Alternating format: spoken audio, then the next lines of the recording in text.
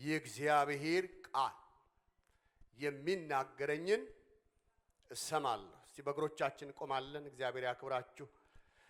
እሰማለሁ ስላላችሁ እኔም እሰማለሁ። ምክንያቱም የእግዚአብሔር ቃል ሁለት አፍ ካለው ሰይፍ ይልቅ የተሳለ ነው፣ አጥንትና ጅማትን እስኪወጋ ድረስ ይለያል ነው የሚለው።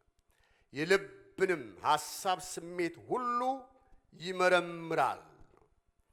ስለዚህ ለምርመራ ነው ያለነው። የእግዚአብሔርን ቃል ለመስማት ነው ያለነው። ደግሞም እግዚአብሔር የተናገረኝን ቃል ነው ማካፍላችሁ። እንግዳ ቃል አይደለም፣ ሁላችሁ የምታውቁት ቃል። እግዚአብሔር ግን ወደ ልቤ ላይ አብርቶት ስለተናገረኝ እሱን አካፍላችኋለሁ። ራእይ ምዕራፍ 3 ላይ መጽሐፍ ቅዱስ በአዲስ ኪዳን 293 ላይ ታገኙታላችሁ። አብረን ብናነበው ደስ ይለኛል። ጥቂት ቁጥሮች ናቸው። በፊላዴልፊያም ወዳለው ወደ ቤተ ክርስቲያን መልአክ እንዲህ ብለህ ጻፍ። የዳዊት መክፈቻ ያለው የሚከፍት የሚዘጋም የሌለው የሚዘጋ የሚከፍትም የሌለ ቅዱስና እውነተኛ የሆነው እርሱ እንዲህ ይላል፣ ሥራህን አውቃለሁ።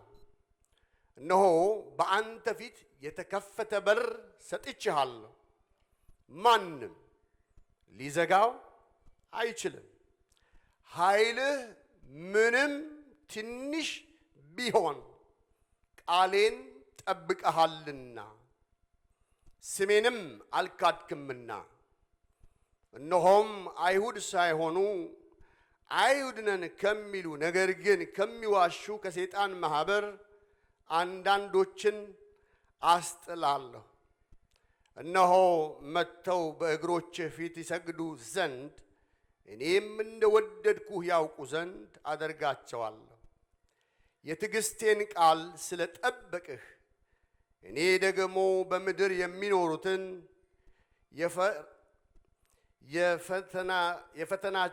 ይፈትናቸው ዘንድ በዓለም ሁሉ ላይ ሊመጣ ካለው ከፈተናው ሰዓት እጠብቃለሁ። እነሆ በቶሎ እመጣለሁ። ማንም አክሊልህን እንዳይወስድ ያለህን አጽንተህ ያዝ። ድል የነሳው በአምላኬ ቅዱስ አምድ እንዲሆን አደርገዋለሁ፣ ወደፊትም ከዚያ ከቶ አይወጣም። የአምላኬን ስምና የአምላኬን ከተማ ስም ማለትም ከሰማይ ከአምላክ ዘንድ የምትወርደውን አዲሲቱን ኢየሩሳሌምን አዲሱን ስሜን በእርሱ ላይ እጽፋለሁ። መንፈስ ለአብያተ ክርስቲያናት የሚለውን ጆሮ ያለው ይስማ። የተባረክ አምላክ የሰራዊቱ ጌታ እግዚአብሔር ቃልህ መቼም ድንቅ ነው። ድንቅ ከሆነው መልእክቶችህ፣ ድንቅ ከሆነው ቃልህ ዛሬ ደግሞ በዚህ ማለዳ ለልጆችህ ትቆርስልን ዘንድ በኢየሱስ ስም እንጸልያለን። አቤቱ እግዚአብሔር ሆይ ከሰማይ እንድትናገረን እንጸልያለን። ቃልህ ያለመከልከል በመካከላችን ይለቀቅ። ክፉ ሁሉ በስምህ ይታሰር። እያንዳንዱን ማይክሮ ሰከንድ እግዚአብሔር የሰማይና የምድር አምላክ ለራስ ለታመንከው ፈጣሪ አሳልፈን ሰጠን። እንወድሃለን። ቃል በላያችን ላይ ፍሬ ያፍራ፣ 30 60 100 አፈራ ተብሎ እንደተጻፈ ያለ ፍሬ ዝም ብሎ እንዳይወድቅ በኢየሱስ ስም ጸለይ። ይህ ቃል የተባረከ ነው። ያንተን ቃል እንድንሰማ ጆሮቻችንን ክፈትልን። ተናገረን፣ ምከረን። እግዚአብሔር የሰማይ የምድር አምላክ ገስጸን፣ ደግሞ ማጽናናን። እግዚአብሔር ሆይ ራሳችንን ላንተ ለሰማዩ ለምድሩ አምላክ ለእግዚአብሔር አሳልፈን ሰጠን። እድሜያችን በቤትህ ይለቅ፣ ዘመናችን በቤትህ ይለቅ። ሁሉን አሳልፈን ሰጠንህ በጌታችንና በመድኃኒታችን በኢየሱስ ክርስቶስ ስም አሜን። ጌታ ክብራችሁ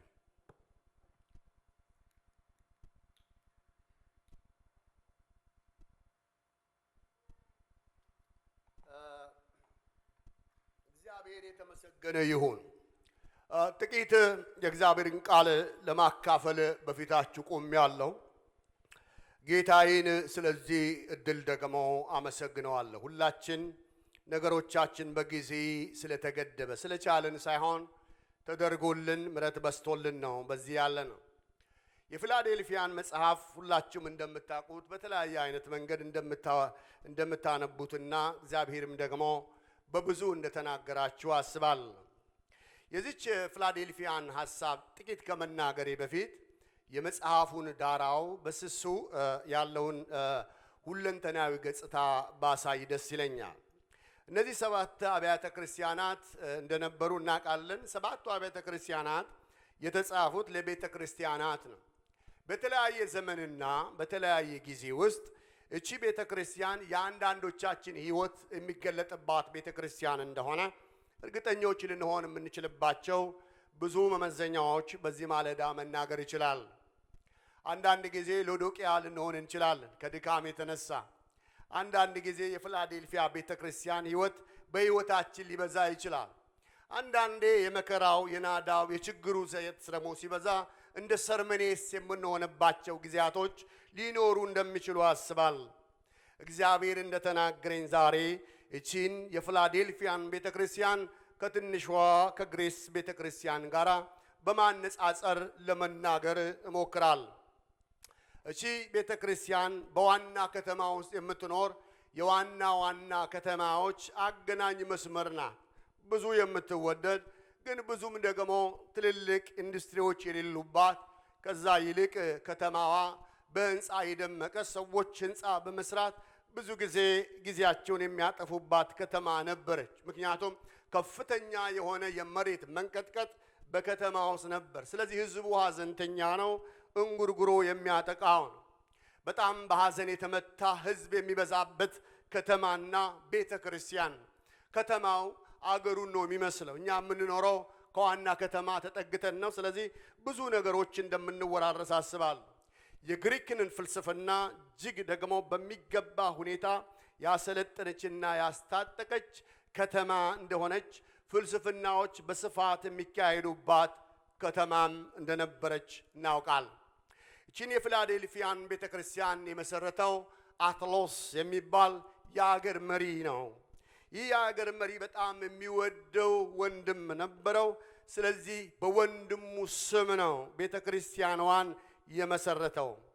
ብራዘርሊ ላቭ የወንድማማች መዋደድ የምትባል ቤተ ክርስቲያን ናት። ስሟና ምግባሯም እጅግ የተቀራረበላት እንደሆነ እናስባለን። ከህንፃ በስተቀር እንዳልኳችሁ ብዙ የሚያመረቃ ነገር ባይኖራትም ግን በህንፃ ስራ በጣም እጅግ የመነጠቁ ምጡቅ የሆኑ ሰዎች እጅግ የበዙባት ከተማ ናት።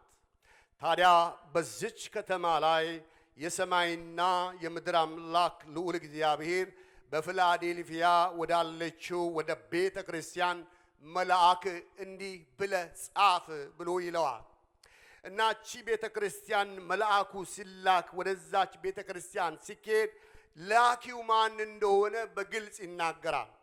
አንድ መልእክት ሲመጣ መልእክት ሰጪው፣ መልእክት ተቀባዩ፣ አድራሹ የታወቀ ሊሆን ያስፈልጋል። ስለዚህ ከየት ነው የመጣው የሚለው ቃል መጽሐፉ ሲመልስ ቅዱስና እውነተኛ የሆነው ይላል። ክብር ለጌታ ይሁን። እግዚአብሔር አምላክ ቅዱስ አምላክ ነው። እስቲ እግዚአብሔር ቅዱስ ነው በሉ። ይሄ ሙቀት እንዳያስተኛችሁ። እግዚአብሔር ቅዱስ። የግሪኩ መጽሐፍ አይዮስ ቅዱስ የሆነው እግዚአብሔር፣ ንጹህ የሆነው እግዚአብሔር ከሰው ባህሪ ጋር ሲነጣጠርና ሲመዛዘን የምስሉ አስገራሚነት እግዚአብሔር አምላክ ቅዱስ አምላክ። እግዚአብሔር የተቀደሰ ስለሆነ ቅዱስ ነገር እግዚአብሔር በዘመናት መካከል ይፈልጋል። የኔ መልእክት በፊቱ ቅዱስ እንዲሆን እግዚአብሔር ይፈልጋል። የኔና የናንተ አእምሮ በእግዚአብሔር ዘንድ የተቀደሰ እንዲሆን እግዚአብሔር የሰራዊት አምላክ ልዑል እግዚአብሔር እሱን ይፈልጋል። አንደኛ ጴጥሮስ መጽሐፍ ቅዱሳችሁ ስታነቡ ምዕራፍ 1 ላይ ከቁጥር 15 ጀምሮ ነገር ግን ይላል የጠራችሁ እርሱ ምንድን ነው? ቅዱስ ነው። ማን ነው የጠራን? ቅዱስ የሆነው እግዚአብሔር። እርሱ ቅዱስ እንደሆነ እናንተም ደግሞ በኑሯችሁ ሁሉ ቅዱሳን ሁኑ ይላል። ምክንያት አታብዙ። አእምሮአችሁ የተቀደሰ ይሆን፣ አስተሳሰባችሁ የተቀደሰ ይሆን፣ አመለካከታችሁ የተቀደሰ ይሆን ይላል። ስለዚህ የሚናገረው ማን ነው? ቅዱስ የሆነው ማን? የሰራዊቱ ጌታ እግዚአብሔር ነው። ከምድር የመጣ አይደለም። ቃሉ ከየት ነው ማለት ነው? ከሰማይ። እስቲ አሜን በሉ። ከሰማይ የሆነው ቅድም ቃል አስገብቻችኋለሁ። የእግዚአብሔር የሆነውን ምን አደርጋለሁ? እሰማለሁ። ስለዚህ የእግዚአብሔር ልጅ ባህሪ ያለው ባህሪው ቅዱስ መሆኑ ነው። ለዚህ ነው ራእይ ምዕራፍ 15 ላይ እግዚአብሔር ቃል ሲናገር ሁሉን ቻይ ጌታ አምላኬ ሆይ ስራህ ታላቅና አስደናቂ ነው።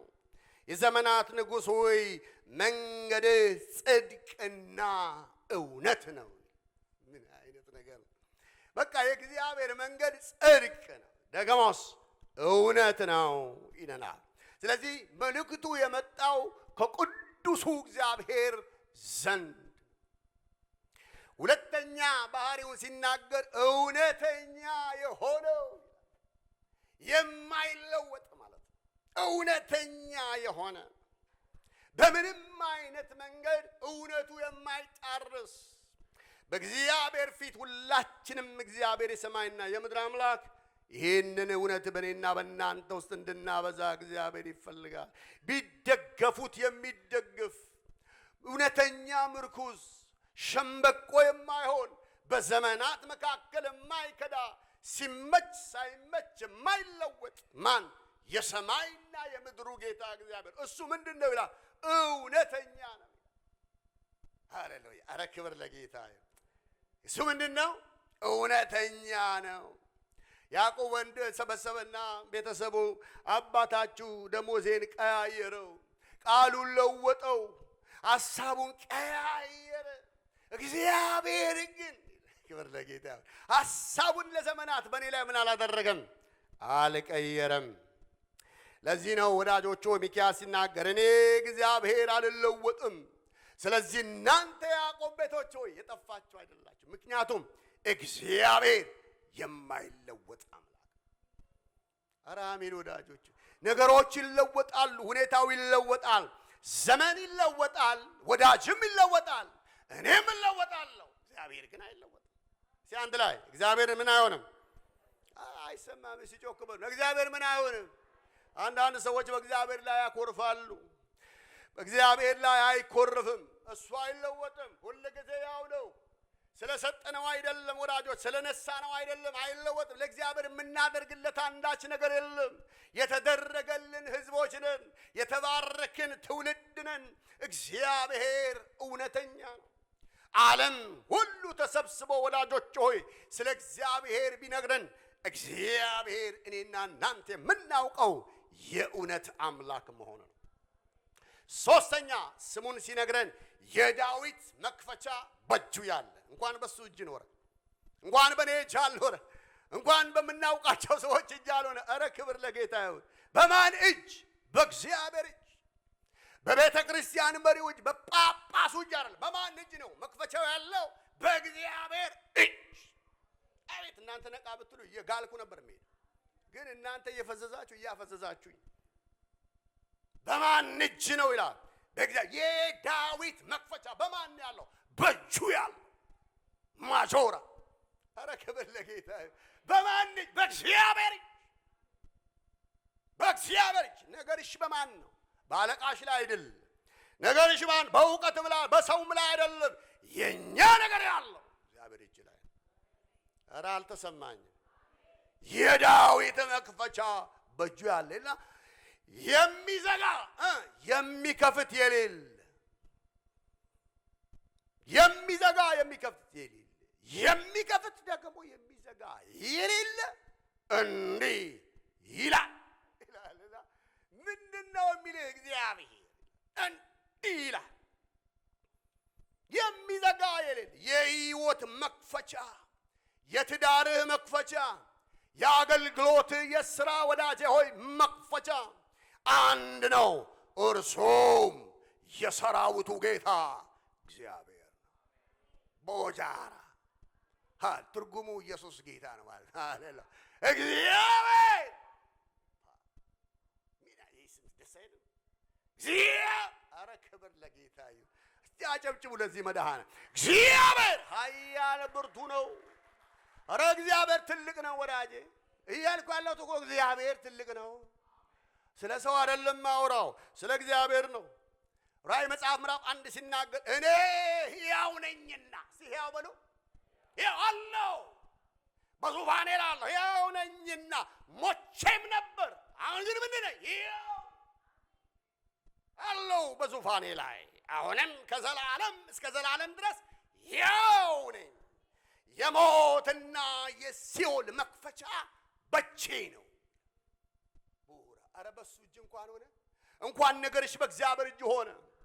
ኧረ ክብር ለጌታ ይሁን። ኧረ እንኳን የኔና የእናንተ ጉዳይ በአምላካችን ዘንድ ሆነ፣ እንኳን በእኛ እጅ እንኳን አልሆነ።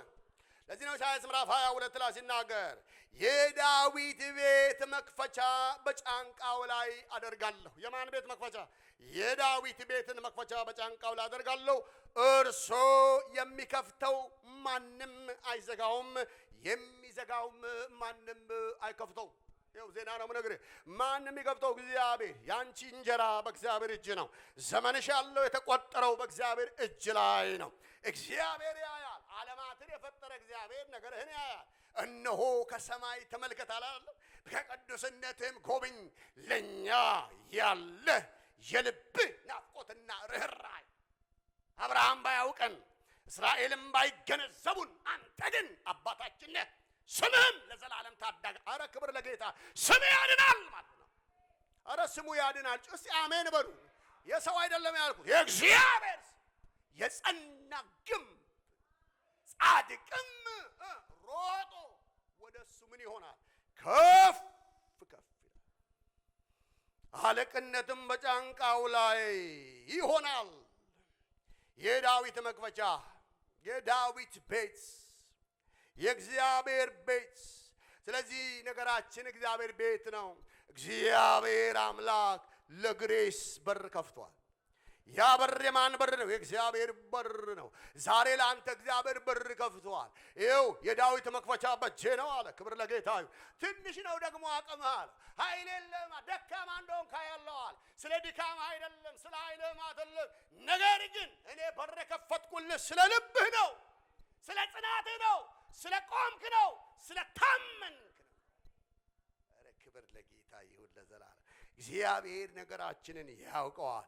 ሶስት ነገሮች ነው የሚናገረው እግዚአብሔር አምላክ ማን እንደሆነ። አንደኛው ደብዳቤው የተጻፈው ከቅዱሱ እግዚአብሔር ዘንድ ነው።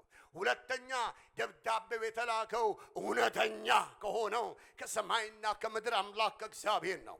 ሶስተኛ የሚከፍተውና የሚዘጋው አለቅነትና ስልጣናት ሁሉ በትከሻው ከያዘ ከሰማይና ከምድር አምላክ ከእግዚአብሔር ዘንድ ነው። ታዲያ ምንድነው እሱ ያለው? ቁጥር 8 ላይ ወስዳቸዋለሁ። ስራህን አውቃለሁ። አረ እግዚአብሔር ስራህን ያውቃል በሉ እስቲ። የተከፈተ የሚዘጋ የሌለ እግዚአብሔር አምላክ ሰጥቻለሁ። እኔ እግዚአብሔር ምን አድርጌያለሁ? በሮችን ከፍቻለሁ። ስራ ደግሞ በፊቴ የተገለጠ ነው፣ አውቀዋለሁ። ምንም ደካማ ብትሆን በአስጨናቂ ሁኔታ ታምነ እንደቆምክ አውቃለሁ። ምስኪን ቤተ ክርስቲያን ናት። በብዙ ጉስቁልና፣ በብዙ መከራ፣ በብዙ ችግር የጸናች ቤተ ክርስቲያን ናት። ይሄ ጊዜ የቤተ ክርስቲያን ዘመን በጣም የመከራ ዘመን እንደሆነ ሁላችን እንደምንስማማ አስባለሁ። ወዳጆቼ በር የሚከፍት አባትህ ነው። ዛሬም ለኔና ለእናንተ እግዚአብሔር በር ይከፍታል። ለዚህ ነው በአንደኛ ቆሮንቶስ ምዕራፍ 16 ቁጥር 8 ላይ ሲናገር በኤፌሶን ግን እስከ ባለ 50 ቀን ድረስ እግዚአብሔር አምላክ በጣም የሚያስደንቅ ሥራ የሞላበት ትላልቅ የሆኑ ታላላቅ የወንጌል በሮች ተከፍተውልኛል ይላል። ተቃዋሚዎቼ ግን እጅግ በጣም ብዙዎች ናቸው። ወንጌል አገለግላለሁ ብለህ ካልክ ወዳጄ ሆይ ወንጌል ያለ ተግዳሮት ወንጌል ሊሆን አይችልም። የገሃነም ደጆች ነገራችሁና ሕይወታችሁ ጸጥታ ከሞላ ወይ ከጠላት ጋር ተስማምተናል ወይ ደግሞ ነገሮቻችን ልክ አይደለም ማለት ነው። ፈተና ሲመጣ ቤንጤ መፍራት የለበትም። ቻሌንጅ በሕይወታችሁ ሲመጣ፣ የሆነ ድምጾች በሕይወታችሁ ሲመጣ እግዚአብሔር መንገዳችሁ ላይ አለ ማለት ነው። እግዚአብሔር ከእናንተ ጎን እንዳለ የምታውቁት በሕይወታችሁ ጦርነት ሲበዛ ነው። በሕይወታችሁ ሰልፍ ሲበዛ፣ በሕይወታችሁ መከራ ሲበዛ ወዳጆች ሆይ ፍርሃት አይያዛችሁ። የእግዚአብሔር ቤተሰቦች የበለጠ ለመጸለይ የበለጠ ለመታጠቅ ሞክሩ። በኤፌሶን የእግዚአብሔር ሥራ በስቶልኛል፣ ኃያል በሮች ተከፍተውልኛል፣ ግን ተግዳሮቶች አሉ። ምንድነው ዛሬ በሕይወትህ የተከፈተ ነገር? ምንድነው እግዚአብሔር እጅ ላይ ያስቀመጠው ነገር? ያ እግዚአብሔር ያስቀመጠው ነገር ዳር እንዳይደርስ እየታገለ ያለ ነገር አለ ወይ? አቅመ ቢስ ያደረገህ ነገር አለ ወይ? ስበረው። ሰብረ የምትወጣው አንተው ራስህ።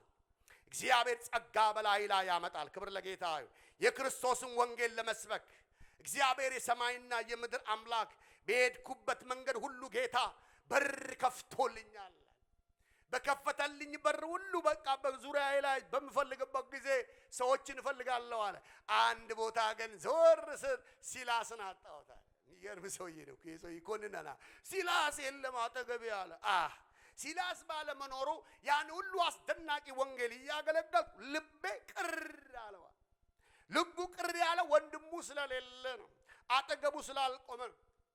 ዛሬ ወዳጆች ሆይ እግዚአብሔር አጠገቦቻችን ባሉ ሰዎች ሁሉ እግዚአብሔርን ልናመሰግን ይገባናል። እግዚአብሔር የሰጠንን ፓስተሮች፣ እግዚአብሔር የሰጠንን ሽማግሌዎች፣ እግዚአብሔር የሰጠንን ዲያቆናት፣ እግዚአብሔር የሰጠንን ሰባኪዎች፣ አስተማሪዎች፣ አገልጋዮች በትክክል እያየን ልንወድና ልንቀበል ያስፈልጋል።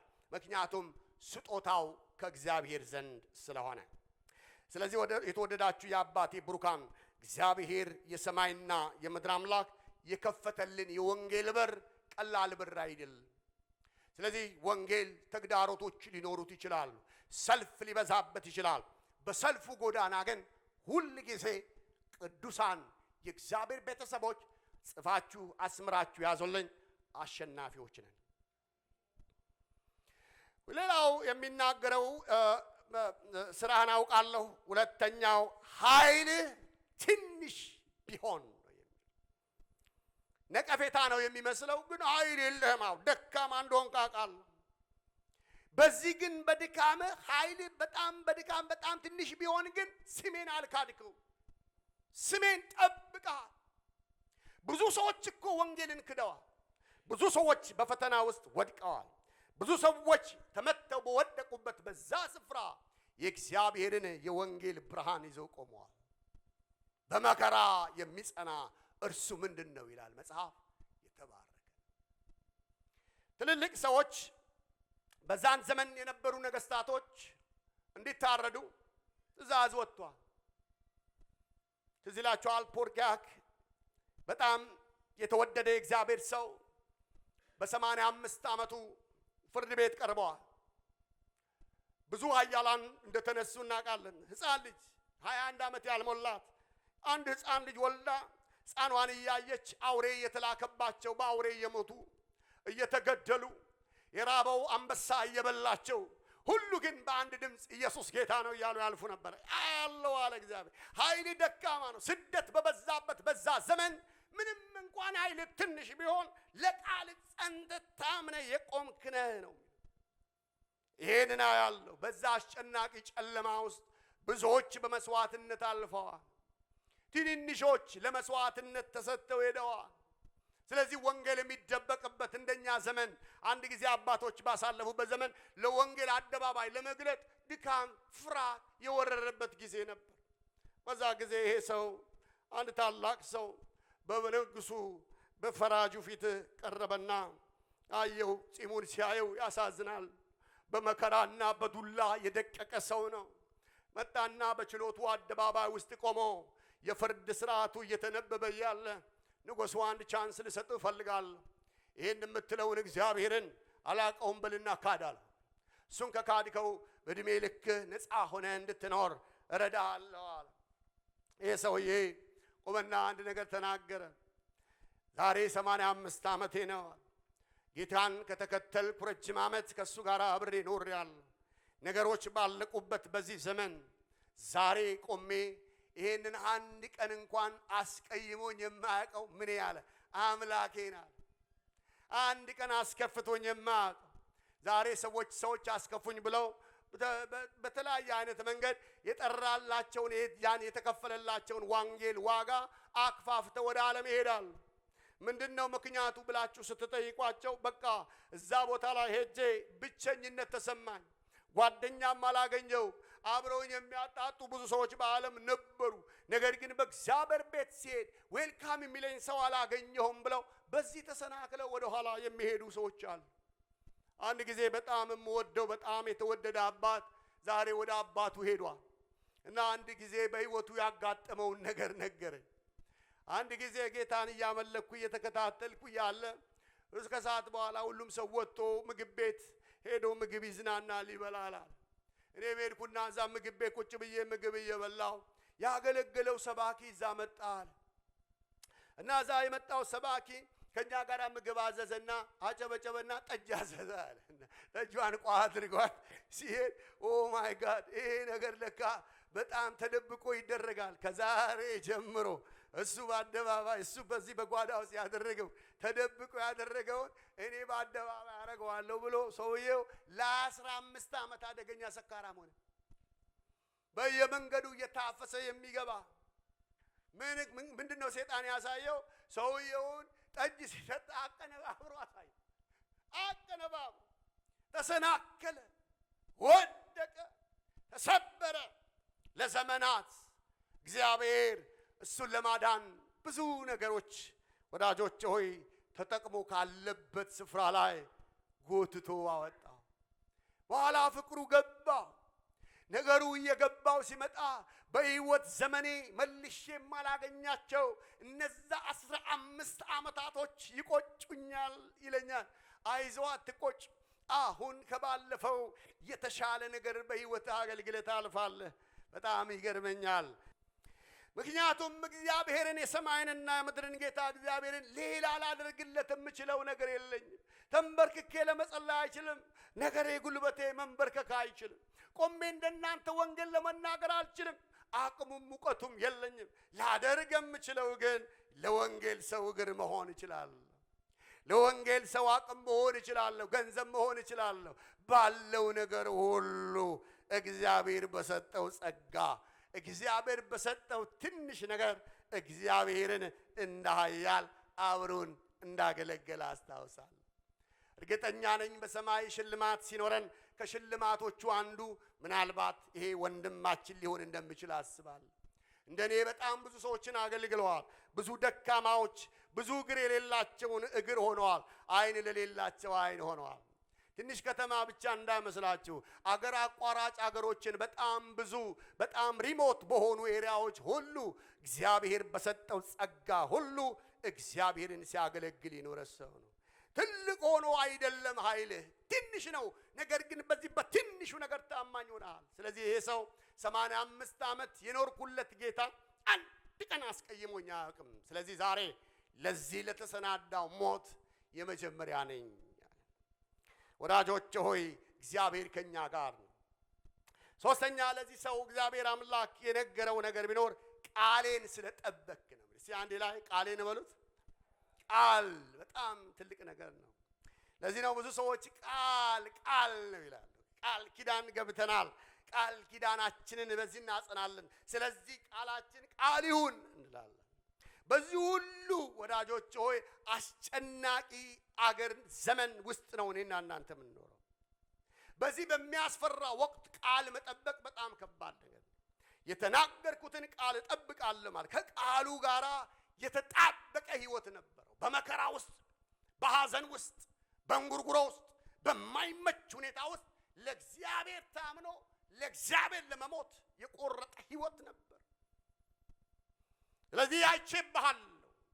ስራን የማውቀው ይሄንን ሁሉ ነው። ይሄ ሁሉ ያንተ ስራ ነው። ይሄ ሁሉ ህይወትህ ነው። ዛሬ እኔና ቃላችን እንጠብቃለን። ዛሬ መንገባቸው ነገሮች አንድ ነገር እላለሁ፣ እንዳልኩትም ልረሳው እችላለሁ። ቃል ግን የማይረሳ እግዚአብሔር በዙፋኑ ኧረ አይሰማም። ይችላል እግዚአብሔር።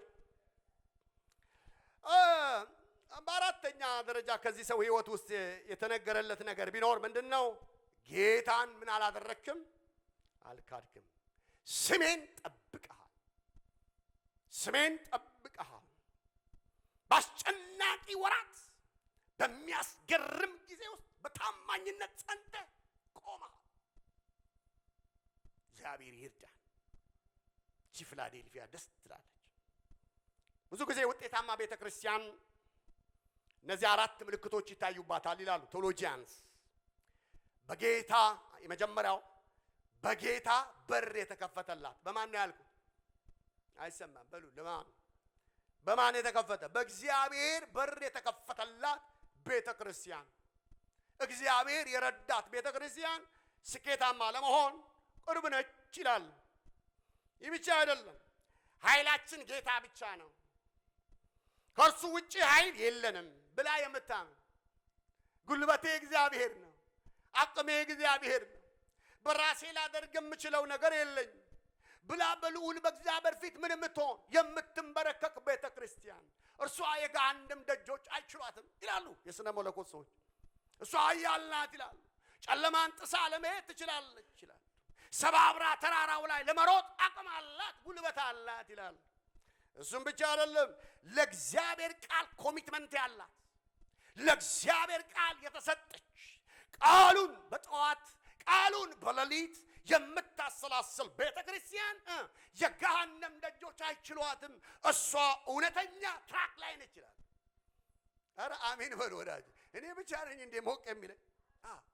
ስለዚህ ፊላዴልፊያ እንደዚህ ውበት በውስጧ ነበር፣ የሚታይ የሚያማምር ነገር፣ ምንም አይነት በሚያምኑት ነገር ላይ ሐቀኝነት ያላት ቤተክርስቲያን፣ የተቀበለችውን በድካምም ይሁን በብርታት ለማድረግ የወሰነች ቤተክርስቲያን የማደግ አቅሟ ኃያል ነው። ኧረ ክብር ለጌታ። እሷ እውነተኛው መንገድ ላይ ነች ይሉናል። ወዳጆቼ ዛሬ ከዚህ ውስጥ እኔና እናንተ የቱ እንደሆንን አላውቅም። እኔ ግን አንዳንድ ጊዜ ራሴና ያለው አንዳንዴ እበረታለሁ። አንዱ ጋር በጣም ጎበዝ ሆነና አንዱ ጋር ደግሞ ድካም ሊይዘኝ ይችላል። አንዱ ጋር አሸንፈን ሌላው ጋር ከመሸነፍ እግዚአብሔር ይጠብቀን። አሜን ወዳጆቼ ሆይ። ስለዚህ በአሸናፊነት መንፈስ ለመኖር በሕያው እግዚአብሔር ፊት ልንበረታ ያስፈልጋል። እግዚአብሔር በር የከፈተላት ቤተክርስቲያን፣ ኃይሏ ልዑል እግዚአብሔር መሆኑን ያወቀች፣ ለእግዚአብሔር ቃል የተሰጠች፣ እግዚአብሔር በሰጣት መንገድ በሐቀኝነት በእግዚአብሔር ትጋትና በእግዚአብሔር ኃይል ለመሄድ የወሰነች ቤተክርስቲያን እንድትሆን እግዚአብሔር የሰማይ የምድር አምላክ ይፈልጋል። ይህ በሕይወቷ ሲሆን ይላል ሶስት ነገር በሕይወቷ ላይ ይከናወናል። የመጀመሪያው አመፀኞችን፣ የሚንቋትን፣ የሚጠየፏትን እነሱን እግዚአብሔር አምላክ በእሷ ስር አስቀምጣቸዋለሁ። አይገርምም? እግዚአብሔር የሰማይና የምድር አምላክ አይሁዶች ነን የሚሉትን ግን ሃይማኖተኞች፣ በእግዚአብሔር ስር የሌላቸው እምነቱንም የማያውቁ እነዛ ሐሰተኛ አስተማሪዎችን እነርሱን ዝም አሰኛለሁ። እኛ ዝም ማሰኘት አንችልም። የቱንም ያህል የቴዎሎጂ ዕውቀት ቢኖረን ስለ ራሳችን ተናግረን ሰዎችን ልናሳምናቸው አንችል። ይልቁንም የኔና የናንተን ትውልድ ማሳመናቸው አበሻ ከባድ ነው። ከባድ ልብ ነው ያለን፣ አደገኛ ልብ። መጽሐፉ እንደውም የሰው ልብ ክፉ፣ የእስራኤልና ኢትዮጵያውያን አንዳንድ ጊዜ አንድ አይነት ባህሪም አለ። አይመችም። የማይመች ብዙ ነገር በህይወት ያለ፣ በአንተም ህይወት አለ፣ በአንቺም ህይወት አለ። እግዚአብሔር የተባረከ። ነገር ግን የእግዚአብሔር ቃል ባህሪያችን እየገራው እየቆረጠው እያስተካከለው እየሞረደው። አሁን ከዛሬ 10 ዓመቱ አሁን ሌላ ነን አይደል? ከዛሬ 5 ዓመቱ ሌላ። አሁንማ እድሜው ነው መሰለኝ አስተንፍሶናል። ድሮም ባቀራየው ምንለው ነገር አሁን ምንም አይደለም ማለት ጀምረናል። አንዳንድ እድሜው እኮ ስትበስሉ እግዚአብሔር ማረጋጋት ውስጥህን በረፍት ይሞላዋል። ስለዚህ እግዚአብሔር የሰማይ የምድር አምላክ የምትላቸውን ነገር ሁሉ በእግር እንዲያስገዛ ያንተ ሩጫ፣ ያንተ ድካም፣ ያንተ ልፋት ሳይሆን በጌታ ፊት በትጋት ቁም ነው የሚለው። ክርስቲያኖችን እግዚአብሔር የሰማይና የምድር አምላክ በስደት ውስጥ በመከራ ውስጥ አጽንቶ እንዲቆሙ አቅም ሲሆናቸው፣ እግዚአብሔር ጉልበት ሲሆናቸው፣ የተሸከማቸው ጌታ፣ የረዳቸው ጌታ፣ አቅም የሆናቸው ጌታ ሞገስ ይሆናቸዋል። ሁለተኛ በዓለም ሁሉ ላይ ሊመጣ ካለው መከራ አድነሃል። ከምን ነው የሚያድነን? ከመከራ። ይሄ ዓለም በዓለም የሚባለው የጌታ ምጽአትም ሊሆን ይችላል። አሁን ከምናልፍበት መከራ፣ ከችግሮቻችን፣ ከጎስቁልናችን፣ ከዚህ ሁሉ ሊያድነን ይችላል። መጽሐፍ ቅዱስ ስለ 3 መከራ ይናገራል። ጌታ ከመምጣቱ በፊት 7 ዓመት የመከራ ዘመን አሉ የሚሉት ቴዎሎጂያንስ አሉ። ቤተክርስቲያን 3 ዓመት ተኩሉን ትካፈላለች። ከመነጠቋ በፊት በእንደዚህ አይነት ህይወት ውስጥ ማለፏ ግድ ነው የሚሉ መምህራኖች እንዳሉ እናውቃል። ይህም ብቻ አይደለም፣ 7ቱንም ዓመት የመከራን ዘመን ቤተክርስቲያን ከመነጠቋ በዚሁ በፊት በመከራ ውስጥ ታልፋለች የሚሉ አሉ። ነገር ግን የእግዚአብሔር ቃል በዚህ ቦታ ላይ በምናጠናበት ጊዜ ከታላቁ መከራ የሚለው ከእንደዚህ አይነት ከሚያስፈራ መከራ ድንጋጤ ከሆነ ልጆቻችንን፣ ትውልዳችንን፣ እኛን፣ ትዳራችንን፣ ቤተክርስቲያንን፣ አገራችንን እግዚአብሔር ማዳን ይችላል። አሜን ወዳጆቹ። ከመከራው ስጋት ምን አደርጋችኋለሁ? አሳርፋችኋለሁ።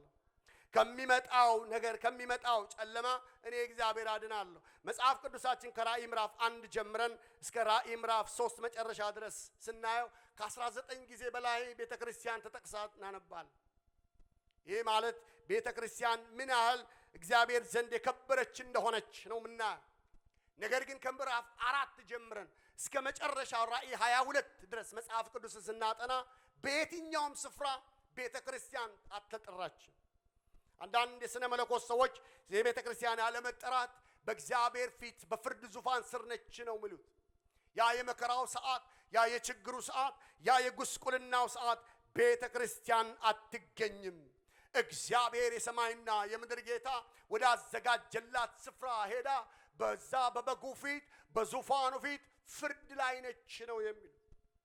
እግዚአብሔር አምላክ ለሰራናቸው ስራዎች ሁሉ እግዚአብሔር አንድ ቀን የሚጠይቅበት ያ ሰዓት በጉ ደሙን ይዞ በእግዚአብሔር ፊት በሚቀርብበት በዛ ጊዜ አበሳችን እንደተወገደ በእግዚአብሔር ፊት በሚመሰከርለት በዛን ጊዜ ምድር ቀውጢ ትሆናለች።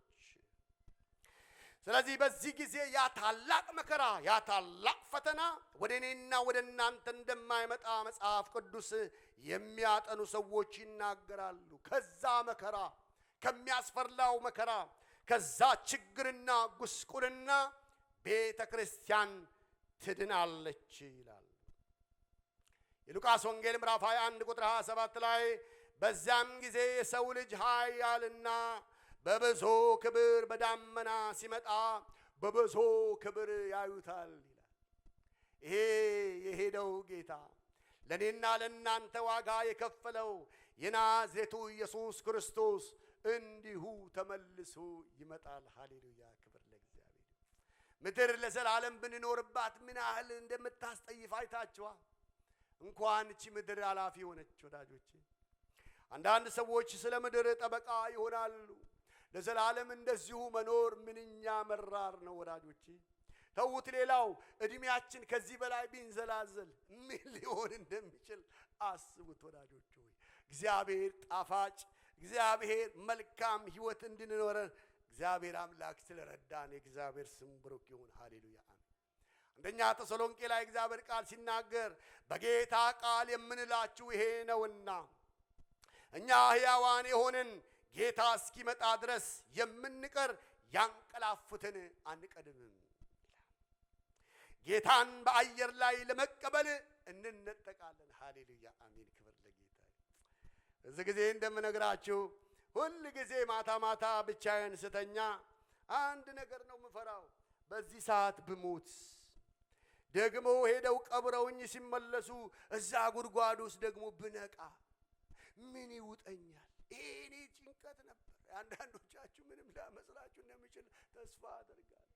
ሁሉ ጊዜ ግን ሰዓት ጠብቆ የሚመጣብኝ ለክ ሞቅ ያለች እንቅልፍ ሲወስደኝ 4 ሰዓት ላይ በኢትዮጵያ ይመጣና መስፍን ይለኛል። ብትሞት ደግሞ ቤተሰብ ደግሞ እዚህ ሀገር አንድ ቀንም አያድሩም። አጣድፈው ነው የሚቀብሯችሁ ኢትዮጵያ።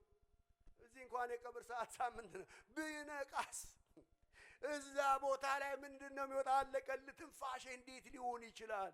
ይሄ ብቻ ወዳጆች ሆይ ሌሊቱን ግማሽ ይወስድብኛል። ሞት በኔ ዘንድ የተሸነፈው የሞት ፍርሃት ባርነት ከላይ ላይ የተሰበረው አንድ ቀን የሙታኖች ሁሉ ጌታ ኢየሱስ ክርስቶስ ብርሃን ሆኖ ወደ ውስጤ ሲገባ መጀመሪያ የናቅኩት ነገር ሞት ነው። ሞት ሆይ መውጊያ የታል? ሲኦል ሆይ ድል መንሳት የታል? የሞት መውጊያ ምንድነው? ኃጢአት። ያንን ኃጢአት በደሙ ሲሰበር በሕይወቴ ውስጥ ከሞት ፍርሃት ባርነት ነፃ ወጣ። ሃሌሉያ! አሁን ሞት አያስፈራኝ። አሁን ስለ ሞት አልጨነቅም። አሁን የሚያሳስበኝ ከሞት በኋላ ስላለው ሕይወት ነው። ከሞት በኋላ ስላለው ሽልማት ነው። ከሞት በኋላ በንጉሡ ፊት ምን አይነት ነገር ትናንትናም ሲያሳስበኝ የነበረው ነገር እሱ ነው። በፊት ምን ይሆን ይዤ የምቀርበው? ድሮ አንድ መዝሙር ነው፣ በፊት ምን ይዤ ልቅረብ በፊት ምን ነው ጌታ ሆይ በሳት ሲመዘን ገለባ ይሆን? እግዚአብሔር አምላክ ገለባ ከሆነ ሕይወት ያድነን። አሜን በሉ ወዳጆች ሆይ፣ ክብር ለጌታ ይሁን። ይመዘናል፣ ሕይወታችን ይመዘናል፣ አገልግሎታችን ይመዘናል። ይሄ የምሰብከው ስብከት ይመዘናል። በጠማማ ሞቲፍ፣ በመልካም ቅንነት በምናገርበት መንፈስ። እናንተ መንፈስን አታዩ፣ መንፈስን ግን የሚመረምር ያየዋል፣ ያበጥረዋል፣ በሳት ውስጥ ያሳልፋል።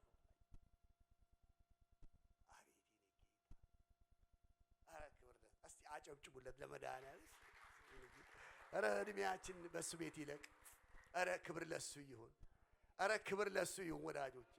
እንደ እግዚአብሔር ያለ እንኳንም ቤንጤ ሆነ መዝሙር አለ አይደል? እንኳን ክርስቲያን ሆንኩኝ። ኧረ የድሮ መዝሙር እንኳን ሆንኩ እሰይ ሆንኩ ነው። እንኳን ምንም አልቀረብኝ። እንደዚህ መሀይቦች ይሉናል አይደል? መሀይብ እንደሆነ መድኃኒዓለም ይወቅ። እግዚአብሔር እረፍት ሆነ። የእረፍት አምላክ ስሙ ለዘላለም የተባረከ። ስለዚህ እግዚአብሔር በር ከፍቶልሻል።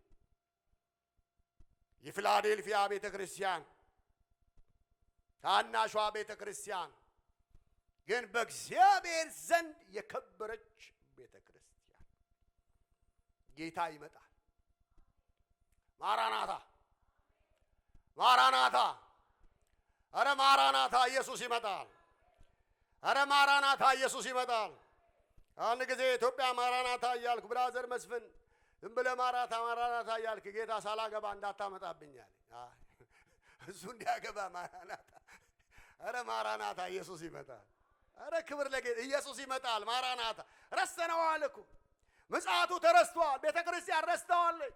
ለሺህ ዓመት በዚህ ምድር ላይ ለመኖር ከዛም በላይ ለመኖር ነው ያሰበ። ይመጣል ኢየሱስ። አረ ይምጣልን። ተመልሶ ይመጣል። አረ ተመልሶ ይመጣል። ኢየሱስ ይመጣል። ማራናታ ኢየሱስ ይመጣል።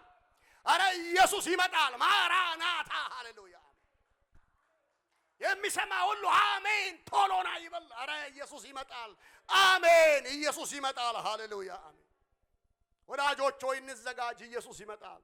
ዓለም በፍጻሜ ላይ ነው ያለችው። ነገሮች እያለቁ ነው ያሉት። ሁከት እየበዛ ነው። ጦርነት እየበዛ ነው። መከራ እየበዛ ነው። ሐዘን እየበዛ ነው። ሰልፍ እየበዛ ነው። ይመጣል ኢየሱስ ይመጣል። ተመልሶ ይመጣል። ተመልሶ ይመጣል። ተስፋዬ ጋሽ ተስፋዬ ዘምሮታል። ተመልሶ ይመጣል። እግዚአብሔር ለምህረት ይመጣል። ለይቅርታ ይመጣል። እንደገና ያነሳል። ክብር ለእግዚአብሔር። ማራናታ። በጌታ ቀን የታመንን እንሆን ወዳጆች። ለሚመጣው ድል ለነሳው ጌታ ሁለት ትልልቅ ቃል ኪዳኖች ገብቶለታል። በአንደኛው በአምላኬ መቅደስ አምድ እንደሆነ እንዲሆን አደርገዋለሁ። የመቅደስ አምድ መሰረት ያለው ቦራጃ ኃይል ያለው እግዚአብሔር እርሱ አብ ወልድ ባሉበት በዛ ስፍራ አምድ ይሆናል። አከብደዋለሁ ማለት ነው። አጠናክረዋለሁ ማለት ነው። አለት አደርገዋለሁ። ክብር ለጌታ ይሁን። ምን ሲሆን? በሕይወቱ እግዚአብሔር ሲደግፈው ጌታ የሚፈልገውን ነገር በሕይወት ዘመኑ ሲያደርግ በአምላክ መቅደስ እነ አብ እነ ወልድ እነ መንፈስ ቅዱስ አንድ አምላክ ባለበት የአምላኬን ስም ጽፍበታለሁ። ያ ስም ምን አይነት ስም ይሆን? የአምላኬንም ከተማ እንደገና ጽፍበታለሁ ይልና አዲስንም ስም ይላል። እስቲ አዲስ ስም በሉት። ምን ሲሆን? በእርሱ ውስጥ አዲስ ስም እንደገና እጽፍበታለሁ። ተቤዥቼዋለሁ ይሁን፣ ቀንበሩን ሰብሬዋለሁ ይሁን፣ ጨለማውን አብርቻለሁ። አዲስ ነገር ግን አለ። ከዚህ በፊት ያልተጻፈ ነው፣ ከዚህ በፊት ያልተነገረ አዲስ ስሜን በእርሱ ላይ እጽፋለሁ። ያ ስም ምን ይሆን? እንዲያስባችሁ ታውቁ ይሆን? ምን ይሆን የሚለን በበጉራት ቀን በዛች ቀን ሃሌሉያ ራቤሽ ሻዳና ሃዶማ ሰጋዲና መጋራ ኃያላን በተሰበሰቡበት በጉ መብራት በሆነበት በዛ ከተማ ሃሌሉያ የሌሊት ብርሃን በማያስፈልግበት የቀን ጨለማ በዛ ሰዓት ላይ በዛ በበጉ ሰርግ ላይ ኢየሱስ ክርስቶስ ዋናው ባለበት በዛ ስፍራ ላይ የኔና የናንተ ስም ማንም ተጠርቶ በማያውቅበት በአዲስ ስም እንደገና ምን አረግሻለሁ ነው እጠራ። ማን ይሆን ስሜ? ማሺ ፓፓኖ ካዲና ማራ በሉል እግዚአብሔር አክሮባት ልስራ ማሻዲያ መቶብኛ የሆነ ነገር ግን እኮ እኔ ብቻ ሆንኩ እንጂ የሆነ ነገር ውርር እያደረገኝ ነው። ግን ብቻዬን መወረሬ ነው መጥፎ ነገር። አንድ ላይ ብንወረር ምን አለበት? አያችሁ እግዚአብሔር ከኛ ጋር ምን ይሆን? አያስደንቃችሁም? ይሄ ሰማያዊ ነገር ስታስቡ ዳዊት እኮ ገብቶት እኮ እግዚአብሔርን ምን አልኩት? አሰብኩት፣ ደስ አለኝ። ብር አይደለም እኮ ወርቅ አይደለም ያስደሰት እግዚአብሔር። አዎ እግዚአብሔር ደስ ሃሌሉያ። እግዚአብሔር አስበህ ደስ ያላለ ምን አስበህ ደስ ይላል? ስራ ስላገኘ ብር ወርቅ ስለመጣ ቤት ስለገጠን ኑሯችን ስለተሻሻለ ይሰለቻል። ማይሰለች ልዑል ነው። ሃሌሉያ ማይሰለች በክረምትም በበጋም ያው የሆነ የማይለወጥ እናንተ ያዕቆብ ቤቶች ሆይ የጠፋችሁ አይደላችሁም። ማይለወጥ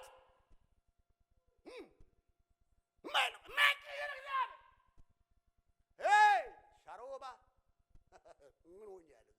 ሞቅ ብሎኛል እኮ ምን አለ ኢትዮጵያ በሄደ አንዳንዴ ይወጣልኝ ነበር አክሮባትም የሰራው። ወዳጆቼ እግዚአብሔር ትልቅ ነው እንዳይመስላችሁ። እግዚአብሔር ትልቅ ነው። የምታዩት አያጠፋችሁ። እግዚአብሔር ነገራችሁን ሊሰራ ነው። ነገርሽ በእግዚአብሔር ደንባራ ቢንጤ አትሁኑ። ኮሽታ የሚያስፈራችሁ አያድርጉ። ጌታዋን የተማመነች በግ ይላል አይደል? ኢትዮጵያ ላይ ድሮ አንድ ድራማ ሳይ ነግራቸዋለሁ። አሁን ጊዜ ሞቅ ነው ማረጋው። አንድ ሰውዬ ይመጣና ቤቱን ይሞላና ጌታዋን የተማመነች በግ ላቷን ውጪ ታሳድራለች አሉ ይላል። ወጣ ያለ ሰው ሞቅ አረጋዋለሁ። እግዚአብሔር በአንድም በሌላም ይናገራል። ይሄ መጽሐፉ ይመጣና ጌታዋን ከኔ በላይ እግዚአብሔርን የታመነ ማለት እዚህ የኖር ነው እኮ በእኛ ችሎታ አይደለም። ችሎታችን እሱ ሆኖ ነው። ማን ሆኖ? እግዚአብሔር። እስቲ እግዚአብሔር በሉ ደስ አለ። እግዚአብሔር መኖሪያህ የዘላለም አምላክ ማን ነው? የዘላለም ክንዶች። ኧረ ክብር ለጌታ ይሁን ለዘላለም። መኖሪያዬ ሻላሃዴሪያ ሁምበሬራ ሀሰጋዲያና ማሃዶባ መኖሪያዬ እግዚአብሔር እግዚአብሔር። ነገሬን ካሰብኩማ ልኖር አልችልም። ጨለማውን ካየው ብርታቱን ካየሁማ ፍርሃት ይዘኛል፣ ያስጨንቀኛል፣ ብርድ ይለኛል። ከዛ ከተራራው ማዶ አሻቅቤ አይኖቼን ከብቼ አንድ ነገር አያለሁ። የወጣው የበጉ ብርሃን እሱን አሻቅቤ ሳየው በፊቴ ያለው ተራራዎች፣ በፊቴ ያሉ መከራዎች፣ በፊቴ ያሉ ጉስቁልናዎች፣ ኩርንችቶች በእነሱ ገለባ የሆኑ እኔ እየደመኩ ከፍታዬ እየጨመረ ነገሬ እየጨመረ ክብር ለጌታ ይሁን። አውሮፕላኑ እኮ ነገሮች ለቆ ሲሄድ ነገር ከፍ ከፍ ማለት ሲጀምር እያያቸው ያሉ ተራራዎች፣ እያያቸው የነበሩ ድንጋዮች፣ እያያቸው የነበሩ ህንፃዎች ሁሉ እየከሰሙ ካንተ በታች ነጭ ደመና እየደመቀ አውሮፕላኑ እየተረጋጋ ሰላም ሆኖ ሳታውቀው እንግጭግጩ ሲጀምር ለካ ልታርፍ ነው። አረ ክብር ለጌታ ይሁን። ያለው በእግዚአብሔር እጅ ነው። ጩሁና አሜን በል። እግዚአብሔር እንዴ እግዚአብሔር እጅ ነው ያለው። ነገርህ ጉዳይ አባትህ እጅ ነው። ትዳርህ አባትህ እጅ ነው። ስራህ አባትህ እጅ ነው። አረ ክብር ለጌታ። አረ አጨብጭቡለት፣ እልል በሉ። እንደ እግዚአብሔር ያለ እንደ ማን ያለ? እንደ እግዚአብሔር ያለ ማንም የለም። በሕይወቴ የገባኝ አንድ ነገር ቢኖር እግዚአብሔር ትልቅ ነው። እግዚአብሔር ትልቅ ነው።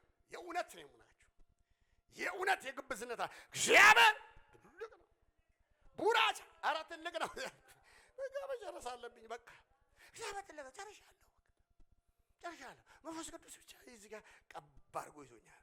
እሱን ልንገራችሁ፣ እግዚአብሔር ትልቅ ነው። አሁን ከምታየው ፊት ከቆመው ተራራ እግዚአብሔር ትልቅ ነው። ለልጆቼ እግዚአብሔር ትልቅ ነው። ልጅ በእግዚአብሔር እጅ ነው። ልጅ በእግዚአብሔር እጅ ነው። የምታዩት ነገር አስፋ ወርሰንም እግዚአብሔር ከኛ ጋር ነው። እንሻገረዋለን፣ እናልፈዋለን። የተከፈተ በር ሰጥቻለሁ፣ ማንም አይዘጋው። በሩ የኔ ነኝ። ግን ትንሽ ነገር አየሁብህ፣ ጽናት መቆም ስትገመገም አላየሁም። ጸንተህ ቆመሃል። በመከራ ላይ ቆመሃል። በችግር ላይ ቆመሃል። አይቻለሁ እሱ። ስለዚህም ረዳሃል።